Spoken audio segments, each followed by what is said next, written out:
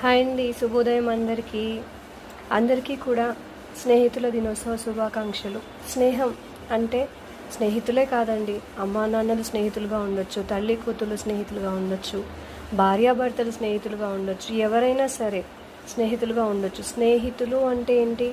ఎటువంటి దాపరికం లేకుండా వాళ్ళతో అన్నీ పంచుకునేదే కదండి. సృష్టిలో తీయనైనది అమ్మ తర్వాత ఇంకేంటి అంటే స్నేహం అనే చెప్పొచ్చు. అన్నీ కొన్ని విషయాలు చెప్పుకోలేని విషయాలు కూడా మన స్నేహితుల దగ్గర చెప్పుకొని బాధపడుతూ ఉంటాం.